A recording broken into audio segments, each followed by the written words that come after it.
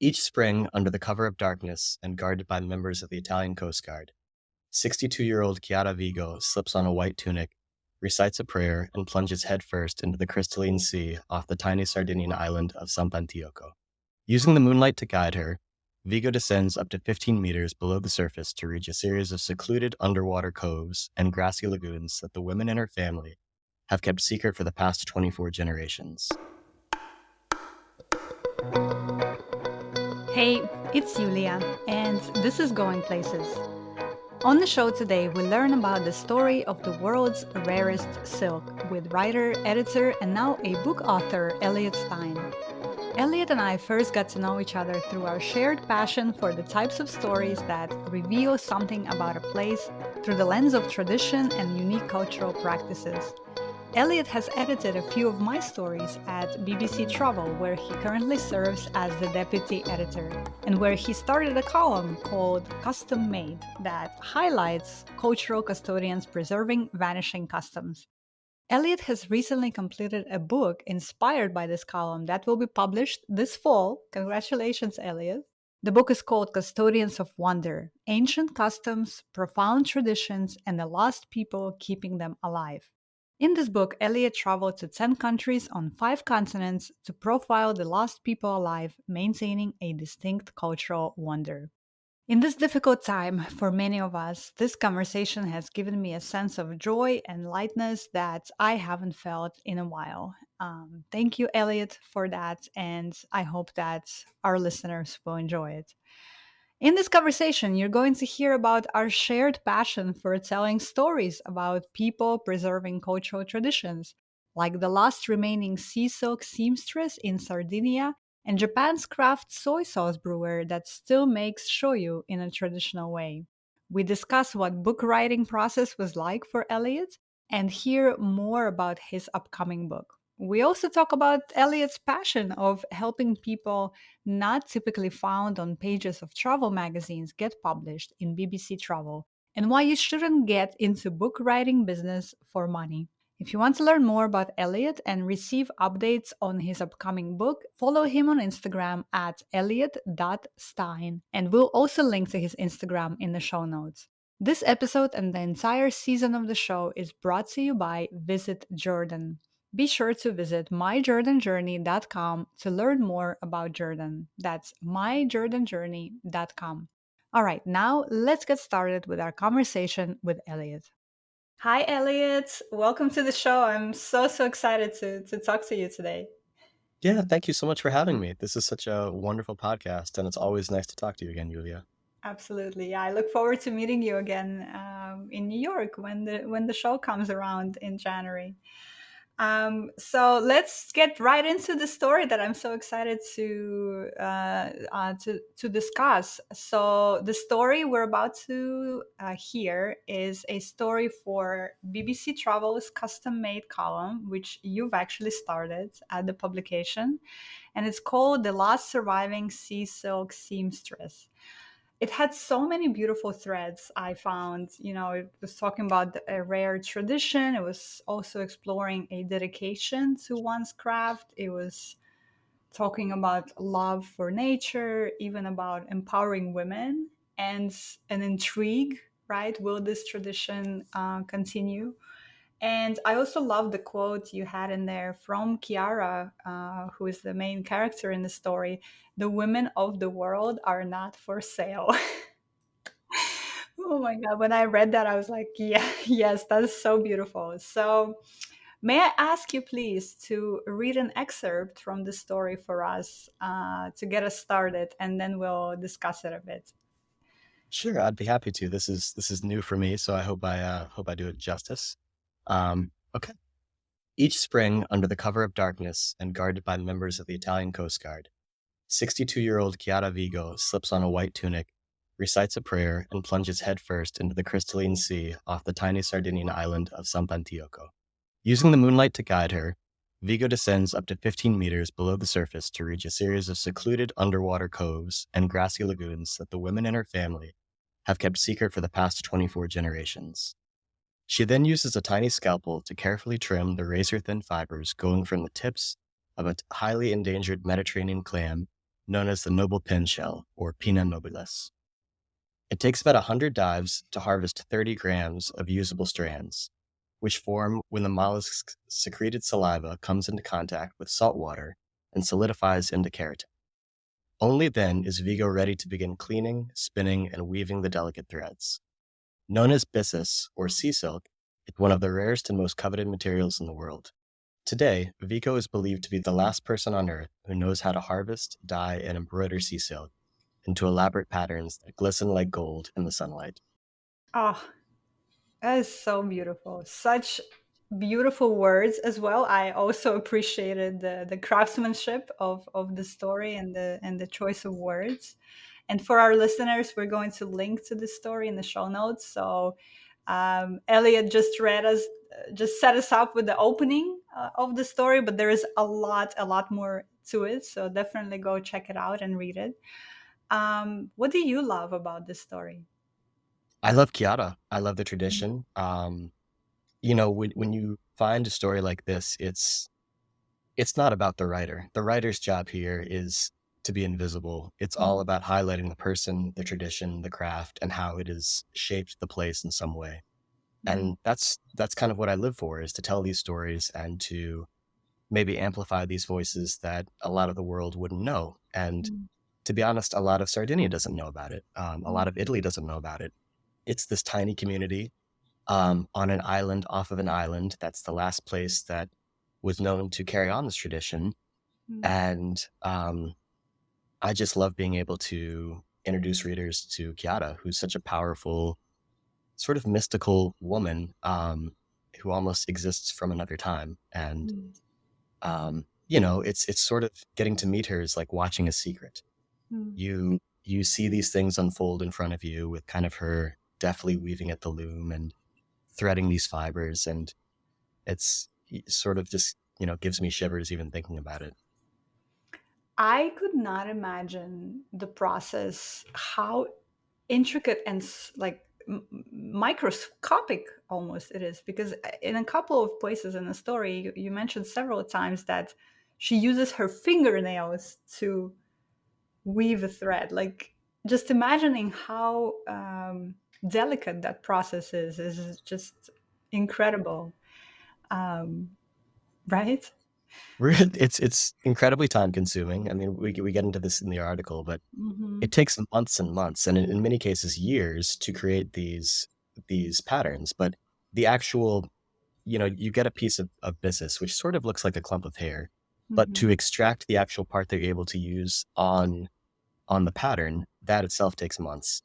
And I almost felt like I was doing the story an injustice. I filmed a small video with an iPhone just to sort of show people the general process. But you see her working under this incredibly powerful mirror underneath that sort of amplifies how big these threads are. But otherwise, you'd never be able to see them. It's so incredible. One of the things that I love about having this show and interviewing people is that you start seeing threads and common themes almost. And what I often hear from storytellers like you is that the writer is not the story, the writer is the vessel for the story. And I just love that sentiment so much. I myself identify with it as well, and I loved hearing it from you. How did you find her story? How did you even learn about Kiara in the first place? Yeah, great question. I had the fortune of living in Sardinia for about 3 years. This was many years ago, but when I was there, I wrote several guidebooks to Sardinia. I went to the town, and I had always sort of heard whispers about this mystical kind of creature. And when I was there back in 2008, 2009, Mm, um, she wouldn't meet with me. It's a sort of mm, thing where I was an outsider, and it took a lot of time and energy to sort of build that relationship. mm, So years later, when I was living in Berlin, and I thought to myself, I would sort of stay awake year after year and kind of think about, well, I wonder whatever happened to Kiara and mm, her story, and I saw nothing written about it. mm, And so I just sent her a hopeful email. And that turned into 8 months of correspondence. Mm. And after 8 months of correspondence, I took 2 planes to a tiny island, took a train, walked across a lagoon that was filled with flamingos, and finally introduced myself. And she was kind enough to meet with me, and I spent a week with her. Um, and during that time, as she told me, she told me things about her process that she'd never told anyone outside the family. She took me to the secluded Wow. lagoons where she and her family for 24 generations have harvested this material. And I've sort of sworn to never explain where those places are, but um, I think like so many of the stories that I love to tell, there's a level of relationship building and trust building that is kind of makes these stories sing. Because without that, you're sort of left with a very superficial view of who Mm. this person is and what they do. But in order to get the passion behind it, the process behind it, and in some cases, the pain behind it, you need to have a level of trust and a relationship with the subject that Mm. kind of goes beyond the transactional journalism, if that makes sense. Oh, it makes so much sense. And I'm getting goosebumps as you're saying this, Elliot, Mm. because that is something I believe in so deeply. And in my own work too, it shows up, for example, when I'm doing stories about the Bedouin community in Wadiram, which is one of my favorite places on earth, and I will never stop saying that.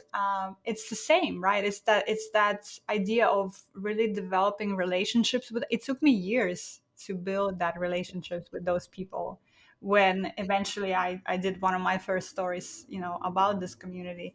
So it's that same thing. And people often ask me as well, how do you do these stories? How do you find those people? And it's honestly, it's years of building relationships Right. before you ever, write the first word or take the first photograph. And I think it's like in photography, this shows up. I often say this, that the portrait doesn't lie. Your relationship with the subject will show up, that energy will show up in the image. If it's somebody that you've just Mm. met and you didn't even say hello to, and you just took their portrait without any interaction, that will show up in the portrait.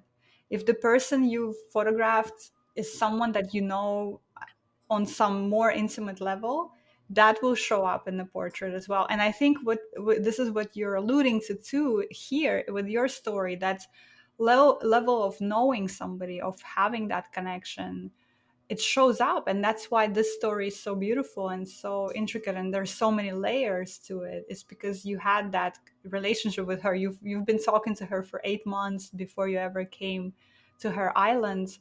um, I wonder, why do you think she agreed to eventually tell you the story? It could have been my persistence. It could have been that I spoke a bit of Sardo, which is sort of Mm, the language you speak on the island, in mm, addition to Italian. I think more than anything, at the end of my visit, she said something to me really interesting, which is that she recognized in me a sort of curiosity and mm, um, just general interest in others that I think she has. So it mm, could be that she saw something of herself in me, mm, which I think is a huge compliment. But mm. I'm not sure. I think it's you expressed this very beautifully a moment ago when you were talking about photography. But I think that you know a journalist's job really is to be a mirror for someone. I think you are trying to magnify their own light in a kind of way, Mm. and I think that perhaps there was a sort of energy where she felt that I was allowing her to do that. That is so beautiful, Elliot. We have to. Oh my goodness, a journalist's job is to magnify somebody's light. That is Oh, thank such you. a beautiful way to put it. Thank you. I will take it forward with me. So the story was published in 2018. Do you know how Kiara is doing now? And the reason why I'm asking that is because for our listeners who haven't yet read the story, but please do definitely go check it out. There is a question at the end of it, right? The question of what's going to happen with this tradition, because um, in this story, the tradition is that it goes down the matrilineal way, right? So every daughter, granddaughter, niece, all the women in the family are the ones who would take on the tradition. But Kiara's own, I believe it was daughter, is not sure she wants to continue. So there is a question mark if that's going to go on. So, do you know what's happened to Kiara since the story was published? A bit, yes, and you've expressed it very, very nicely. So it's 24 generations of this thread, and she has a daughter herself, and the tradition is that it goes from daughter to daughter. But Mm-hmm. at the time that I wrote the story, her daughter didn't live on the island, didn't even live in Italy or Sardinia, but was in Dublin. And I was able to get a hold of her on the phone, and she admitted that she felt incredibly torn, that she said her life is her own. It's like so many people who belong to a family where something is passed down generation through generation, there's a sort of weight to it. Mm. She herself was not sure that she wanted to maintain their tradition, but um, I don't want to spoil the last scene of the story, but something happens in the last scene of the story that somehow connects me to Chiara. Mm. And what Chiara told me was, and this was back a number of years ago, was if and when I ever have a child, to come back to Chiara to meet with her again so that she can take this thing that she's given me and create one for my kid. Wow. So, and that's not included in the story, but Wow. so fast forward a couple of years, I'm now a dad, and I reached back out to Kiara for a book that I've just finished, and I was able to talk to Kiara, and Kiara still practices, Mm. but she no longer meets with anyone from the press. Mm. I was essentially the last interview that she did. Um, and a lot of good things happened from that interview that are alluded to in the story. But she is now solely focused on maintaining this tradition only for the people on the island. I'm Mm. not sure if her daughter has been persuaded one way or the other or where she's living, but Mm. it does give me some sort of peace and happiness knowing that she's still weaving at the loom, using her fingernails to extract this fiber, and that it hasn't totally vanished yet. Wow, I'm just speechless now. That is such a beautiful turn of the story. So, Well, do you think you will take your child to meet Kiara sometime? perhaps when he's a little older, he's 2, so that's a lot of flights and trains. But yeah, I think one day I would love to. Mm. It's so much of the joy in meeting people like Yada and getting to introduce them to other people, including maybe family members, is I like to feel that it sort of spurs this sense of wonder and curiosity about the world and kind of how rich um, humanity is, that Mm. there's someone on an island off an island with flamingos weaving this thing and diving under moonlight. You wrote such a gorgeous story for BBC Travel about a tradition in Austria Mm. called Blaudrock. Is that pronounced Mm. correctly? Blauwdruk, And blauwdruk. Blaudruck. Mhm. And it's this kind of centuries old dying practice. Mhm. And ultimately, I think that these sort of textures add a richness to the world and to culture that I think more people should get to know. So I would love to take my kid there one day. Yes. Mm. Yeah, I think you and I talked about this before we started recording. That we share this passion for telling stories of people who are preserving or reviving somehow these cultural traditions around the world. And you said it so beautifully that it adds to that understanding of the richness of humanity that we have. And I wonder, well, two things. I wonder first, how did you become interested in that particular niche in the storytelling world? And then second, how do you not because especially when you're covering stories that the last remaining something on earth, how do you prevent it from being a story of um despair is perhaps too strong of a word, but that idea that these traditions are disappearing all over the world and the world is becoming more and more homogenized. So when we cover those stories, how do you celebrate them, I guess, without losing hope, if that makes sense? I don't know. Does that make That sense, that question? yeah, it makes a lot of sense, and it's a beautiful question. So thank you Mm. for that. I think I guess the first part of the question is it. You asked sort of how do I. How did you become interested in that? Yeah. So completely by chance, I was about 22 years old or so, and I was in another place in Italy. I had the fortune of working as a tour guide actually right Mm, after I graduated college. Um, and so I was in a place called Burano, which is an mm, island in the Venetian lagoon.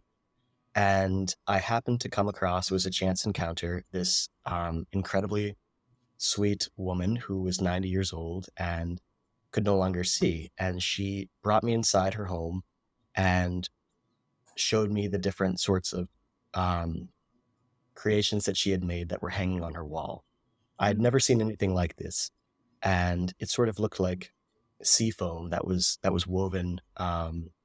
And she let me know that for hundreds of years, the women on this island had created a very rare form of lace that no one else in the world knew how to create. wow. And for 100 or so years, it was the height of fashion in the Western world. It was the boast of royalty. It was not just kind of any old lace, but it was a big deal. Mm, And I sort of understood through her that this tradition made by countless sort of anonymous women whose names you've never known have helped shape an island and also shape the people from it. mm, And I guess this sort of chance encounter opened a kind of awakened a sympathy and a reverence for these people that still guides me. And so that was the first travel story I ever wrote as a kid. amazing. Um, but I've never sort of forgotten about that encounter and just the idea that there's something to learn from these people. And, in the same way that we might look to elders for stories and these people have been somewhere that you and I will never be, which is the past. Mm, These people who have carried on traditions that have helped shape places that we're from are such treasures that um, often kind of are left anonymous and their mm. stories aren't told. And um, I kind of wanted to help spread that light. That is so beautiful. And what you mentioned there about uncovering that sort of the way these traditions and these practices have shaped the places in some ways, right? And you would never known, probably walking on the streets of there, that this tradition has shaped or has brought prominence to Venice at some Of point. course. I mean, Burano is known as this sort of beautiful Instagram worthy place where all of the little squat homes are Mm, painted in Easter egg colors. And, you go there and you take a picture and then you take the ferry back to Venice. It's a great day trip. But mhm, there's so much more beyond this. I mean, it's not mm, just that the colors of the houses are pretty and they reflect in the canals, but there's mhm, a richness to the life there that I think makes it what it is. mhm, And so, you know, these stories that I write, they're about the person, they're about their tradition, but ultimately they're sort of about what makes a place a place. mhm. And I Yes. think that when you kind of dig into, what makes someone from this town in Kazakhstan different from this person in Kansas, there's so much there to uncover that I think these traditions, these customs, these sort of gentle, irrational, beautiful rites that humans do um, are really ingrained in us in a way that we might not understand until you work to unravel it.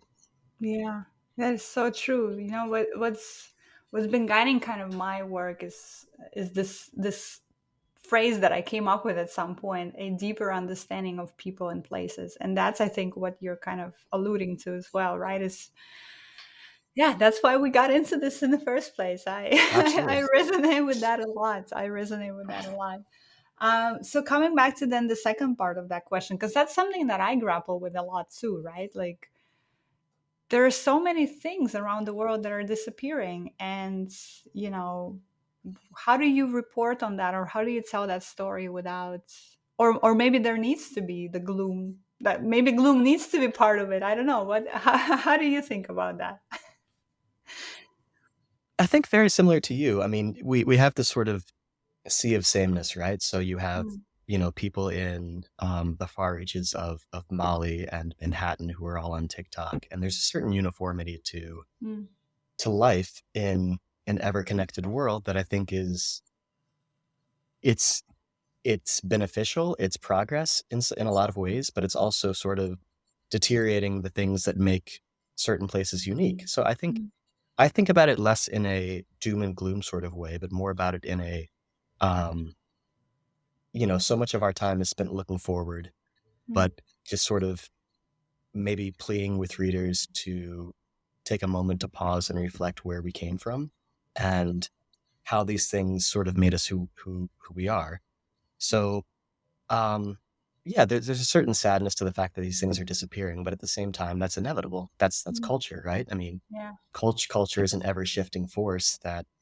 That's not to say all old things are good and all new things are bad, but yeah. um, I think without sort of stopping to acknowledge that something is vanishing, that has a meaning and a purpose, then that's a loss. There is a question that I've been dying to ask an editor, and Hmm. now is as perfect opportunity as ever to do that. So, with a lot of colleagues in the industry, we have been discussing for a while now this idea that it seems that people are reading less and less these days. And, as you mentioned, TikTok, you mentioned um, we discussed this homogeneity and the fact that people are spending more and more time on short form video and less time on reading.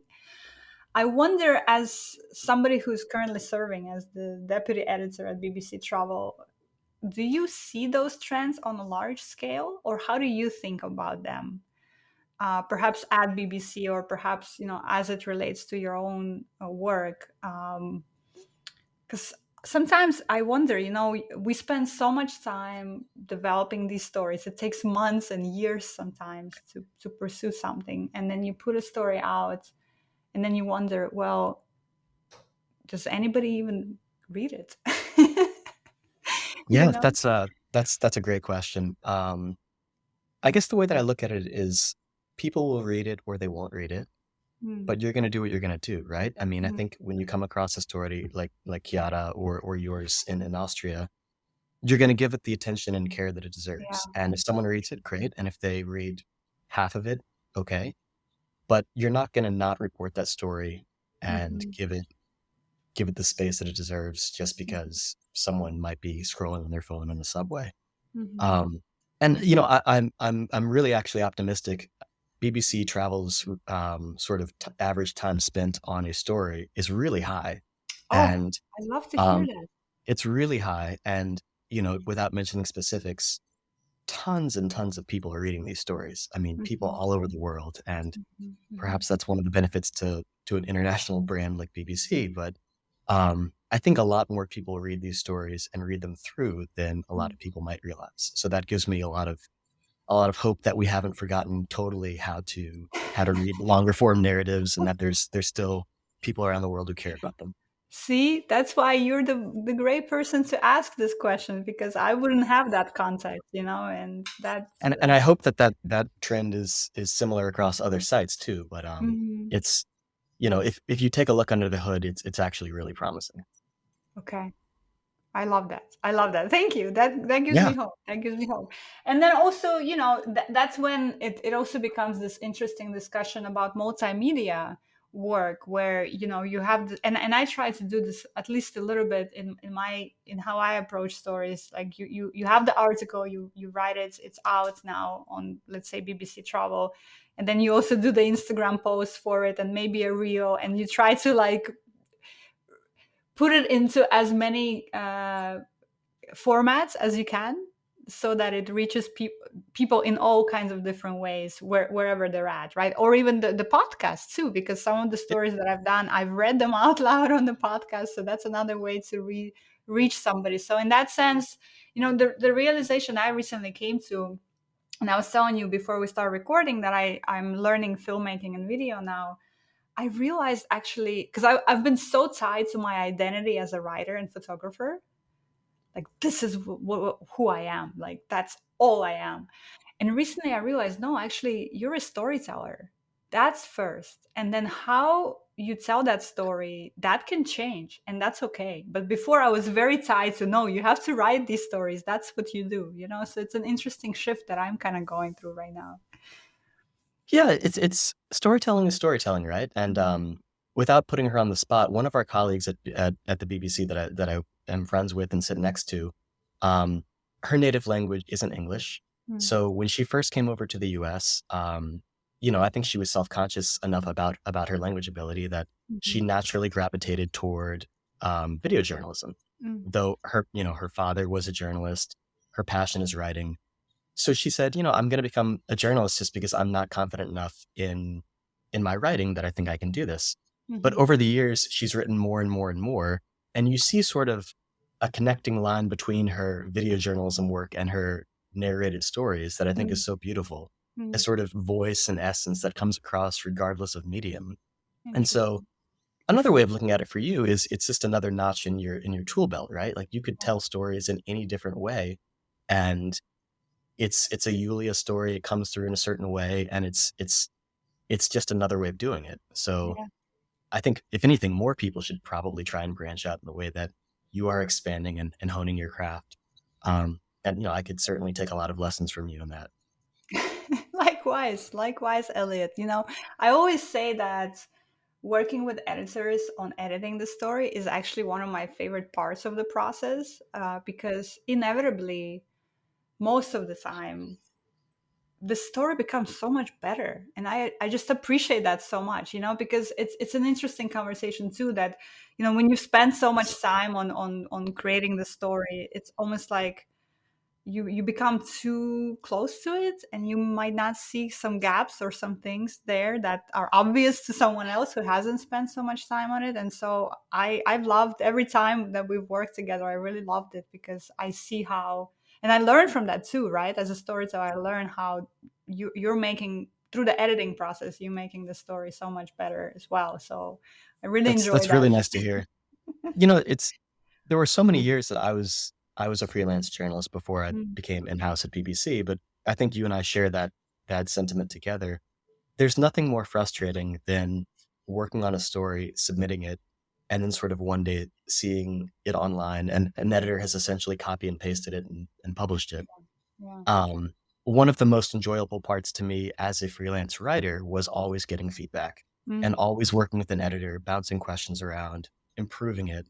And I found that those were the publications that I went back to time and time again mm, as kind of my first and second choices of where I wanted the story to live. mhm, And the places that would kind of just go through the motions and it would be this quiet silence that mm, would just happen.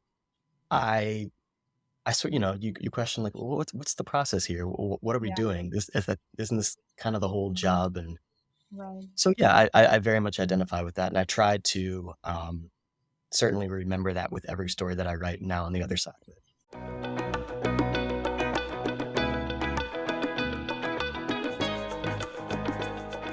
So I want to go now to a conversation about the book that you have coming out soon, and you mentioned it earlier.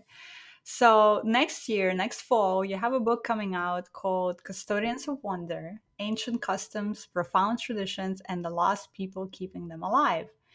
And in this book, you traveled to multiple countries on 5 different continents to profile some of these people, um, that are keeping these traditions alive. And first of all, what a beautiful project, right? The Oh, culmination of all this kind of passion and all these ideas that we've been talking about. I wonder, as someone who has an extensive career in the travel journalism space, you worked with so many different publications, you are currently serving as the editor at BBC Travel.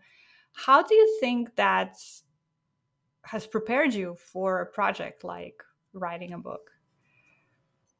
ooh, great question. I don't know that anything can really prepare you for a project like this, to be honest. But I think that there's certainly a cohesive through line between the story that we started talking about and the book. So what happened was um, I was a freelance journalist. I was living in Berlin, Germany at the time. Um, I created this column for the BBC called Custom Made, which Mm, is all about these creative characters who are making the world a more interesting place. And so that can be sort of the last person alive who knows how to do a certain thing, Mm, or in some cases, the only person alive who knows how to mm, do a certain thing. The general idea is somebody who is doing something that nobody else in the world is doing. So this story that we started talking about, the Sea Silk Seamstress, through some sort of luck or misguidance, it won this big award. mm, And so as part of the award, you got to go and meet with different book agents. mm, And so I had always sort of had in the back of my mind that the types of stories that I write for this column, it would be really beautiful one day to put them into a book. mm, Um, and so through some sort of luck or misguidance, an agent happened to be interested.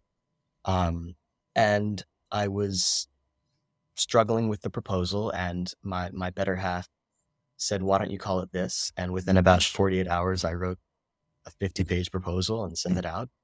Um, and so that's what the book is about. And so mm, it's about these sort of 10 people on 5 different continents in mm, 10 countries who are preserving what I view to be some of the rarest, most remarkable, most incredible traditions around the world. And they're the last person alive to do it. And it's all about how these things that we do create a place and how they shape a place.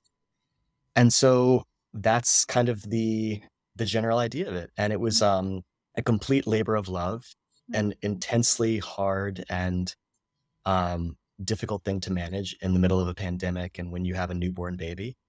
But it is finally ready for the world to see it, and couldn't be happier with it. So it'll be coming out in about a little less than a year, in autumn 2024, and I hope that people like yourself who seem to have a shared kinship in this type of thing might appreciate it.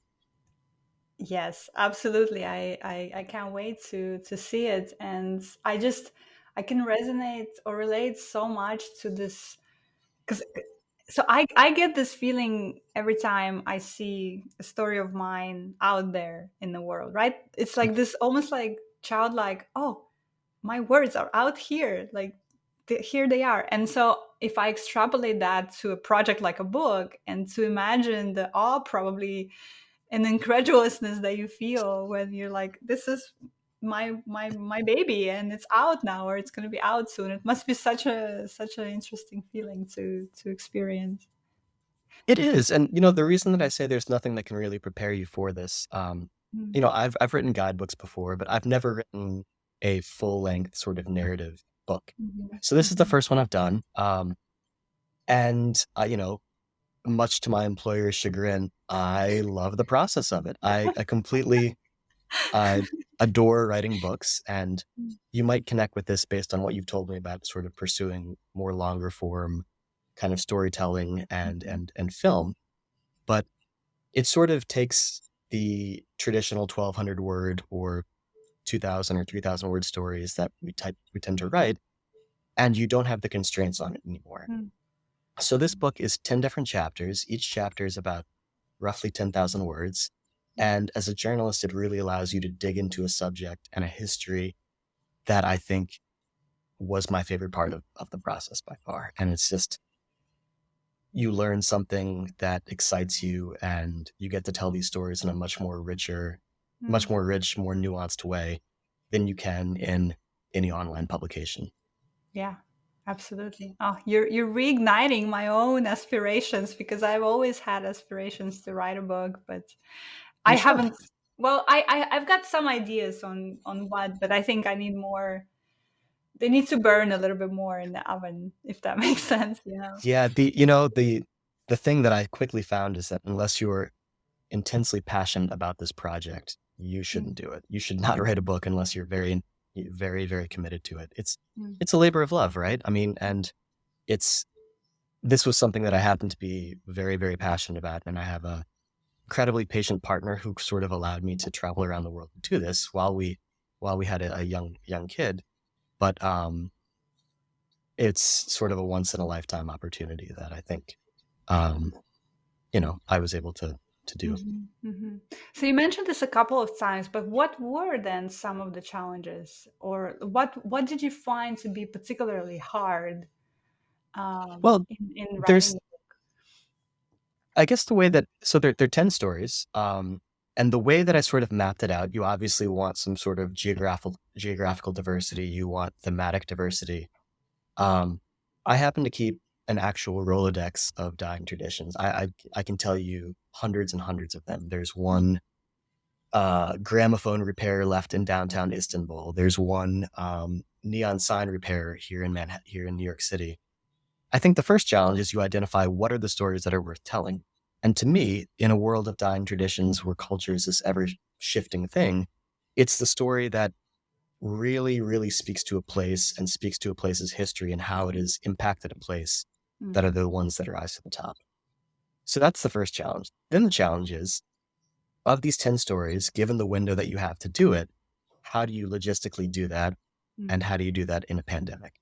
mm, So it's taking the places and the stories that are sort of evergreen and mixing in the ones that are thematic. mm, So there's one story that I wrote and reported that only takes place once a year. mm, So you know that you have to go there for that thing. There's one story that I wrote where the custodian could only meet me at a certain time of year. So that fixes that.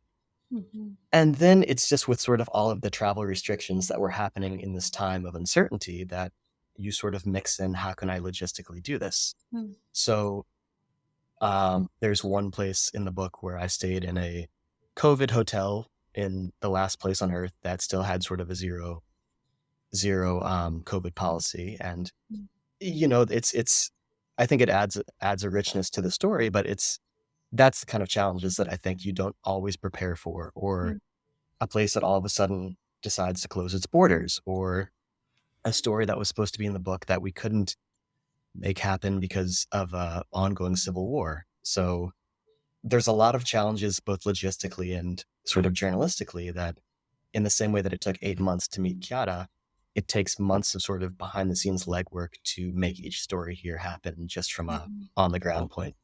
mhm. So I'm so glad that none of the challenges that you mentioned are a challenge of putting words on a page or Oh, like that was the easy part.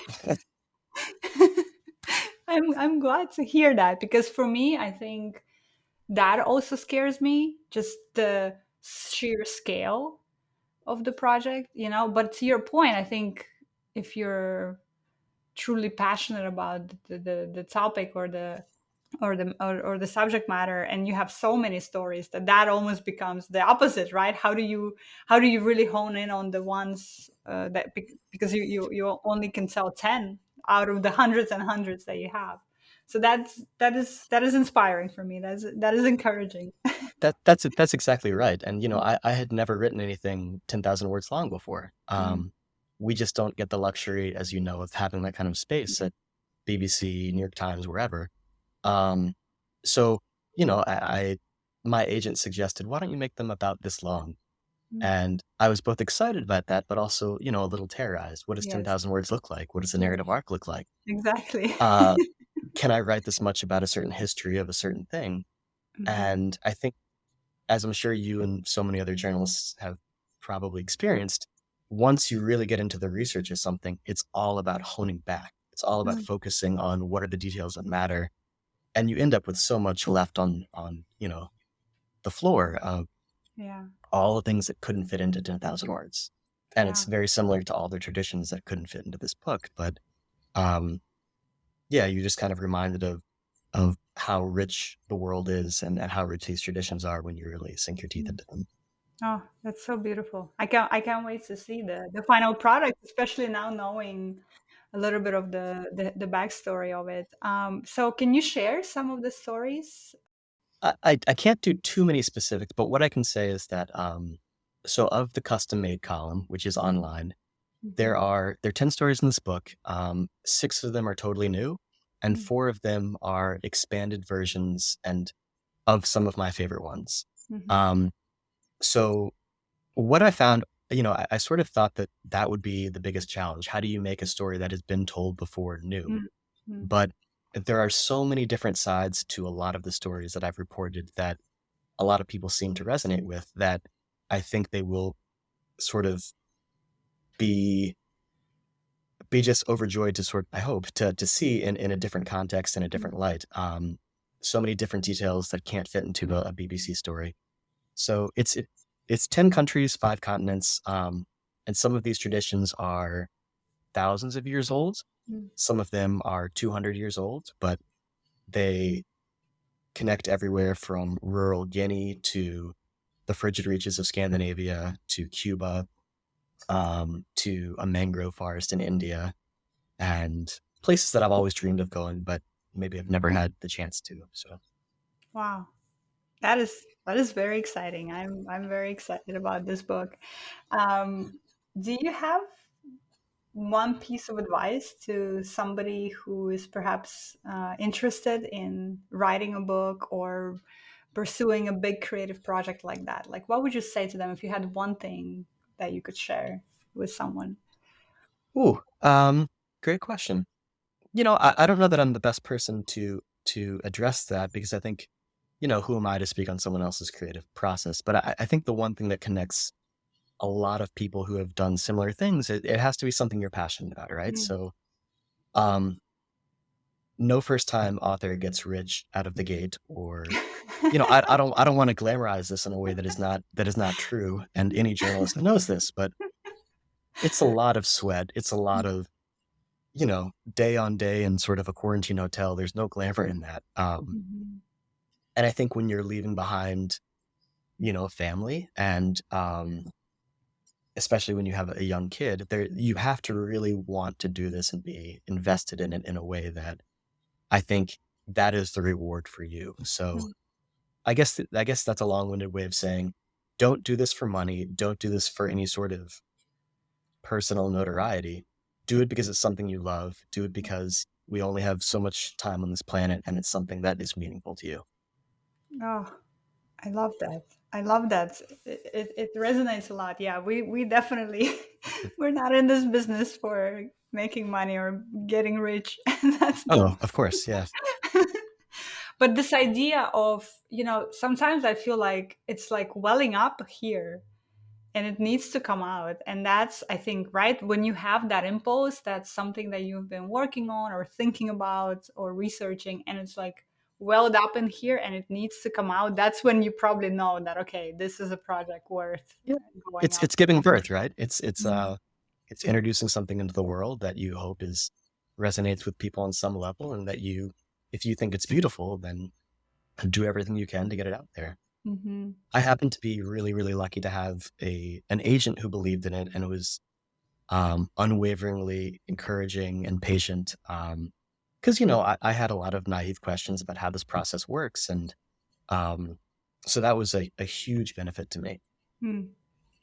Yeah, and I think that there is, by the way, a lot of resources too. Because I recently had a conversation with another guest on the podcast who has written a couple of books already, and we were talking about, a little bit about the process of finding agents and etc. And she was mentioning that there's actually a lot of resources for people who are interested in this process on how do you even find an agent or get in front of an agent, short of winning an award and being exposed to that kind of situation. There's, for example, there's conferences, there's all Hmm. kinds of communities around that, there's all kinds of workshops that you can take. So I think for somebody who might not be, let's say, in this kind of media world, that can sound very overwhelming and very like, well, I don't even know where to start.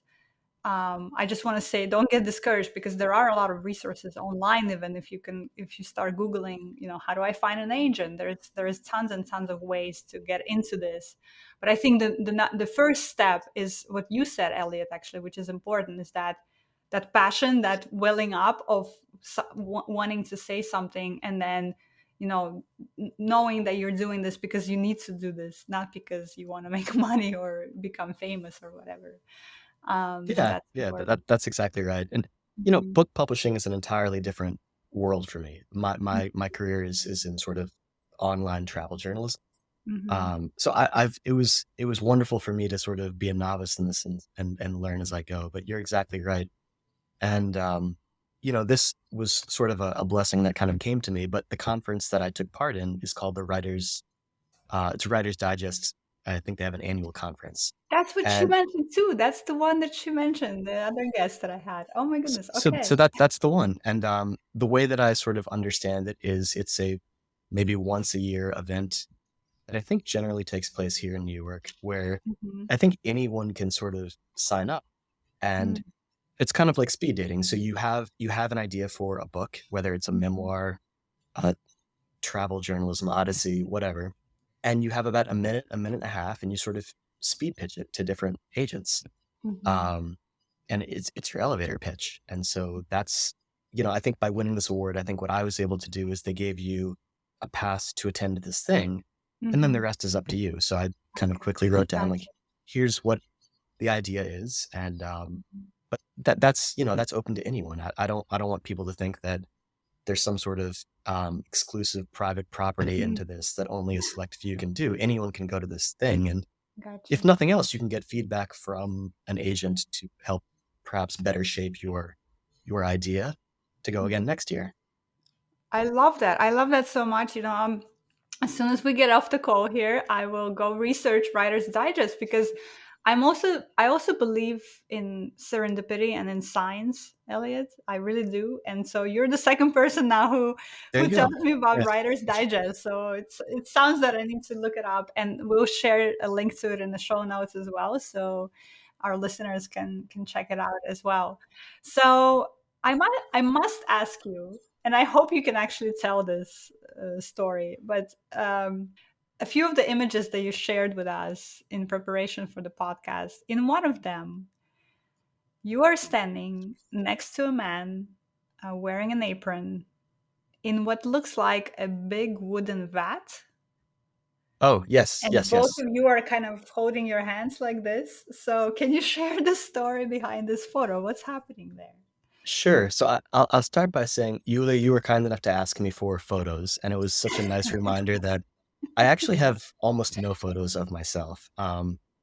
And probably a good thing to do is to get more photos of myself. But this is one of my a good friend and a person that I've written about. He's a custodian. This is in Japan, on the island of Shidoshima, which means Little Bean Island in Mm, Japanese. He is one of the last people on Earth who creates soy sauce in the actual way that it's supposed to taste. So wow, chances are you and my neighbor and anyone else has never actually tasted real soy sauce, wow, because after World War II, the entire process of it modernized because of the devastation of the war. And so the country essentially abandoned this thousands-year old tradition to create a different chemically modified version of something that is so intrinsically rooted in their culture. wow. And this is one of the last guys to do. So what he's standing in is called a kyoke, which is a wooden barrel made from cedar, and that is how traditional soy sauce ferments. So much the way that vinegar or wine or anything else that ferments is traditionally made, it's this kind of living, breathing thing that is alive inside this wooden barrel that stays there for 4 years. So the way that Wow. he makes soy sauce, it's a 4 year process. Whereas if you go to a supermarket and buy Kikkoman, which is Mm. kind of the only soy sauce company that anyone has actually heard of, that's a 3 month process. So in the time that they crank out, in the time that this person who's in the image cranks out one vat of it, the big guys are doing about, 10 or 12. It's interesting. I've actually heard about this before. I've heard, and I wonder, have you written this story on So BBC or elsewhere? this is a story that I've written as part of the custom made column. Okay. And you can find it, I guess, there. Mhm. But wonderful guy, really, really wonderful.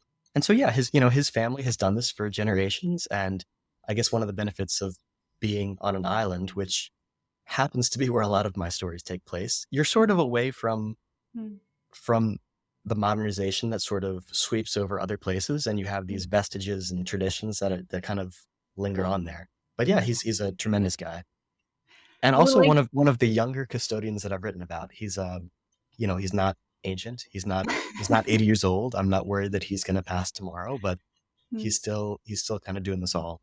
mhm.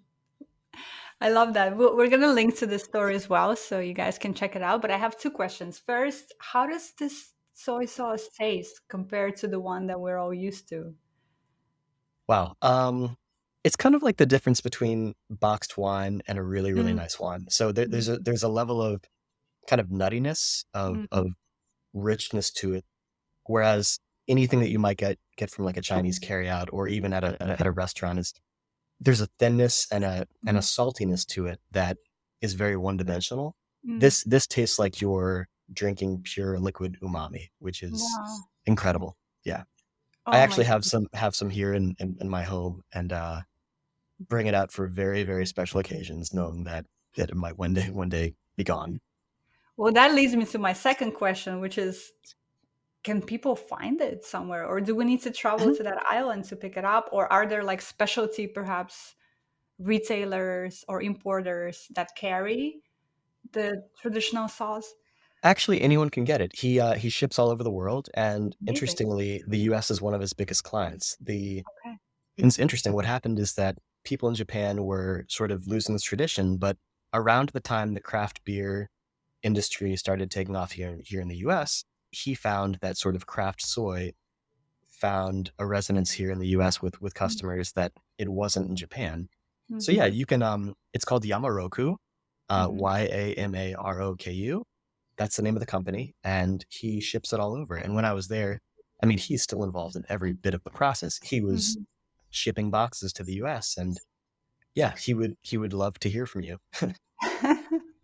That's lovely. We're gonna link to that to their website as well, you guys. And I'm very interested in picking up a box myself. You know, lately I've been on a journey of really understand. It's funny again because I see trends or I see threads of this in almost every aspect of human experience. Because another episode of the show that's coming out in the future is going to be about olive oil producing, and how most of olive oil that we have in our supermarkets is not, Not real you know, olive oil. exactly. And exactly how you were describing, the richness and all the flavors in this fermented traditional soy sauce versus the thinness of the fast manufacturing one.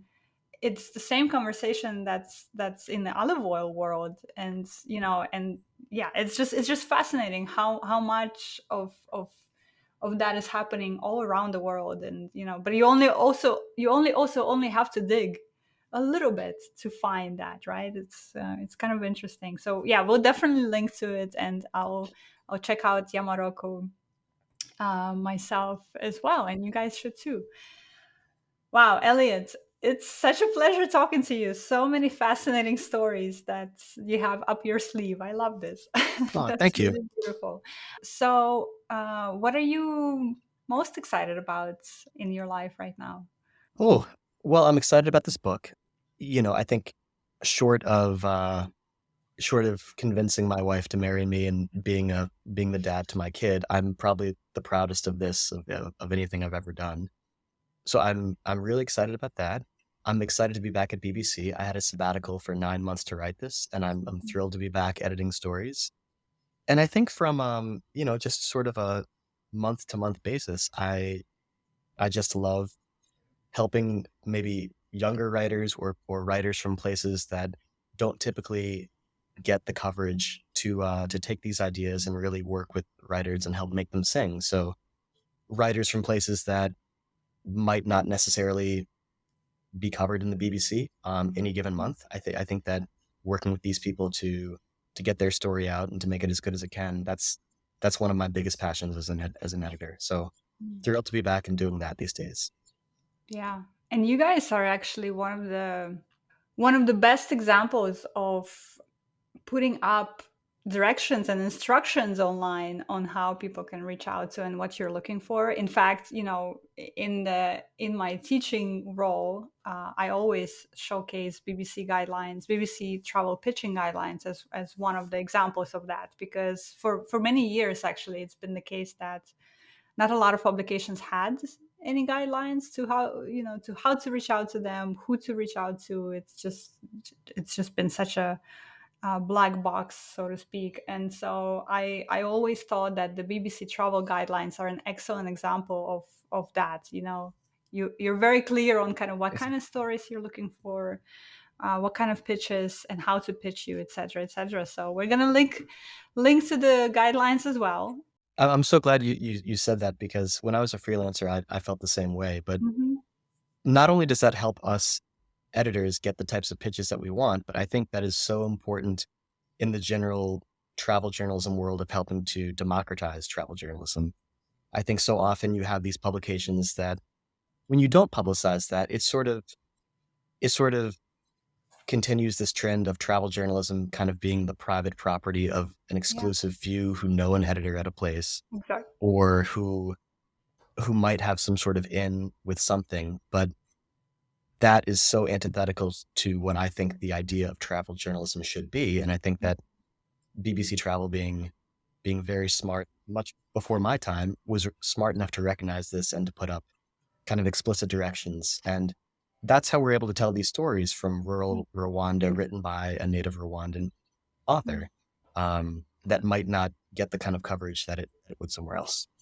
Yeah, absolutely. You guys were one of the one of the first to do that. Now more and more publications are doing that. I see more of them kind of opening up their guidelines, but you were really one of the first, and It's that's really progress, right? beautiful. Yeah, Progress. absolutely, absolutely. I love that. Last question for Hmm. today. What gives you hope? Oh, well, we're recording this at a time where there's not a lot of hope in the world, but I think what gives me hope is that I really believe that travel journalism at its best fosters empathy. It introduces you to places and to people that you might not think twice about. You might find no similarities between you and this person of a different culture who practices a different faith, who works day in, day out to do a different thing that is totally foreign to you. But I think through these stories, you care about who they are, you care about their stories, you connect to them in a way that I think is encouraging for me at a time when we need so much more of that. So I like to think that we're doing some good in the world by telling these stories and by introducing people to cultures and traditions and customs that ultimately make us better. That's beautiful. I think we're going to leave it right here for today. Thank you so much, Elliot. It was such a pleasure talking to you today. And I wish you all the best with your book, with all your projects, and I can't wait to read it. Thank you so much. What a lovely conversation. I really appreciate you having me on. Thank you so much for listening to our show today, and I hope you enjoyed this episode with Eliot Stein. If you want to stay updated on all things Going Places, be sure to visit goingplacesmedia.com to sign up for our weekly newsletter. If you've been enjoying listening to our show, please take a moment to leave us a rating or review on Apple Podcasts or Spotify, or share this episode on social media. Our theme music this season, Abbar el-Shams, is provided by Rawan Roshni, a Palestinian Balkan singer based in Jordan who experiments across genres. Our partner this season is Visit Jordan. My name is Yulia Denisu, and I will see you next week.